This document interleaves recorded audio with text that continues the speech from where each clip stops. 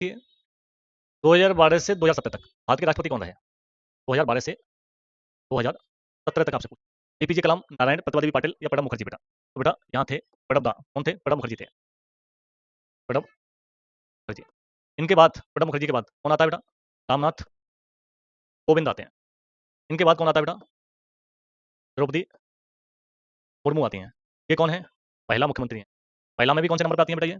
Second में आती हैं। इनसे पहले कौन महिला बन चुकी हैं? तो प्रणब मुखर्जी से पहले प्रतिभा देवी पाटिल थी। ठीक है, प्रतिभा पाटिल ये फर्स्ट फीमेल हमारे यहाँ कौन थी? प्रेसिडेंट थी। हाँ, आपसे पूछ ले आदिवासी महिला, आदिवासी प्रेसिडेंट या राष्ट्रपति, तो बेटा इनकी रैंक फर्स्ट हो जाए।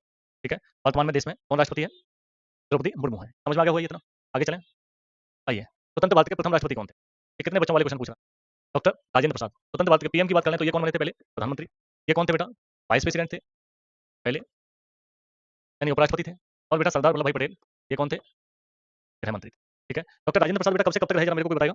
26/1/1950 इन्होंने पद टेक ओवर किया है। कब? 26/1/1950 को पद ग्रहण किया बेटा। और ये कब तक रहते हैं अपने कार्यकाल में? ये बेटा 13, अगला जो है ये रहते कब तक है बेटा?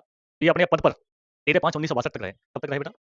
13/5/1962 तक। ठीक है, तो बेटा टू टाइम राष्ट्रपति बनने वाले व्यक्ति, राष्ट्रपति बने कौन बने? डॉक्टर राजेंद्र प्रसाद।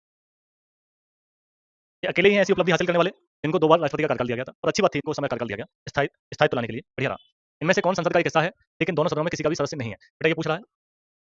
संसद का तो भाग है लेकिन संसद के दोनों सदन, लोकसभा और राज्यसभा का सदस्य नहीं है। बेटा संसद किससे मिलकर बनती है?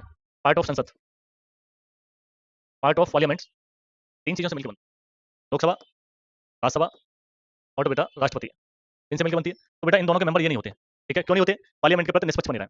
जिस सदन के मेंबर हो जाएंगे इनका झुकाव उस सदन के प्रति ज्यादा हो जाएगा। तो बेटा ये निष्पक्ष बने रहे इसलिए। तो कौन नहीं है? भारत के राष्ट्रपति। तो घुमा घुमा के क्वेश्चन की लैंग्वेज पकड़िए, बस भाषा का खेल है। आज के समय में कुछ नहीं है, परीक्षा में भाषा जो आपके सामने इस्तेमाल हो रही है आप भाषा से भ्रमित होते हैं और कुछ नहीं है।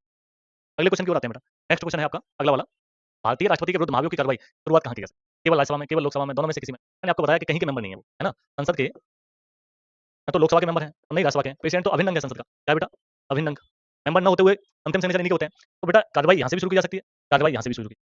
14 दिन पहले इन्फॉर्मेशन दो, क्या दी जाएगी? सूचना। कहीं भी महाभियोग बिल लेके आ सकते हैं, दोनों सदनों में से किसी भी सदन में। और 1/4 महाभियोग बिल पर 1/4 सदस्यों के किस में ला रहे हैं सदन में हस्ताक्षर होना चाहिए। उसी सदन के मेंबरों के, ये नहीं है एक व्यक्ति को लग रहा है। ठीक है, लेके कौन आएगा? या तो लोकसभा का मेंबर या राज्यसभा का मेंबर। उस अकेले को नहीं लग रहा है। क्यों लेके आएगा महाभियोग? संविधान के खिलाफ कोई काम करना, यानी वायलेशन ऑफ कॉन्स्टिट्यूशन, संविधान का अतिक्रमण। ये आपको अकेले को लग रहा है ना, उनसे जाके एक बार बात कर लीजिएगा। ठीक है, ये अपने साथ 1/4 लाइए, फिर 2/3 से पास कराइए, सेकंड में जाएगा, वहाँ जांच समिति बैठेगी, जांच करेगी। अगर वो दोषी पाए जाते हैं, भाई सेकंड सदन में रखा जाएगा, 2/3 से पास हो जाएगा राष्ट्रपति। ठीक है, अगले क्वेश्चन पे आते हैं। भारत के राष्ट्रपति दूसरे कार्यकाल के निर्वाचन नहीं किए जा सकते। क्या ये तो गलत है? किए जा सकते हैं, ये गलत है कि नहीं? केवल 2 कार्यकाल के लिए। ये केवल 2 कार्यकाल बेटा अमेरिका में होता है, यूएसए में तो राष्ट्रपति है 2 कार्यकाल के लिए आता है। 2 कार्यकाल पद धारण कर सकता है, ये अधिक नहीं कर सकता। और वहाँ का जो कार्यकाल भी है ना बेटा, वो 4 ईयर का होता है। आपने देखा होगा अभी एक स्टेटमेंट आया है डोनाल्ड ट्रम्प का, मैं बहुत दुखी हूँ। क्या हूँ? मैं बहुत दुखी हूँ। क्यों दुखी हूँ? क्योंकि मेरा भाई दूसरा कार्यकाल उनका पूरा हो रहा है और अमेरिका में 2 कार्यकाल से ज़्यादा कोई राष्ट्रपति नहीं बन सकता। उन्हें आगे राष्ट्रपति बनने का मौका नहीं मिलेगा। देख रहे हैं?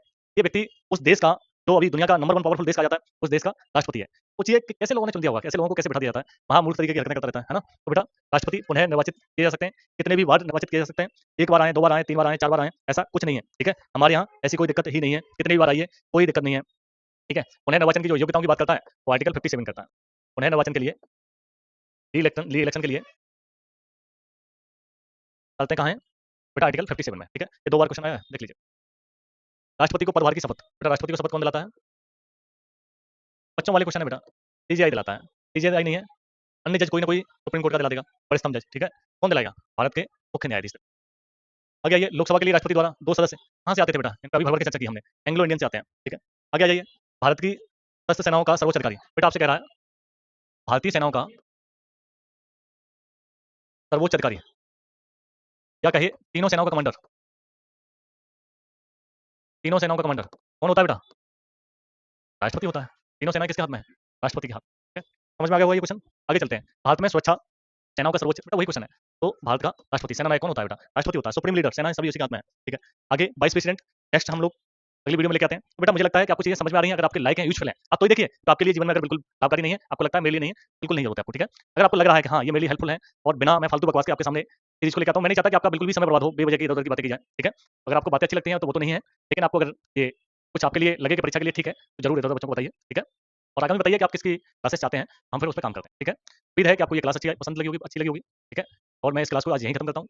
अन्य परीक्षाओं के पीवाईक्यू हम लेके आएँगे, एसएससी में सभी एग्जाम कवर कराएँगे आपको और यूपी पुलिस हो गया, पीएसआई हो गया, उनके भी बहुत जल्दी लेके आएँगे आपके साथ। धन्यवाद।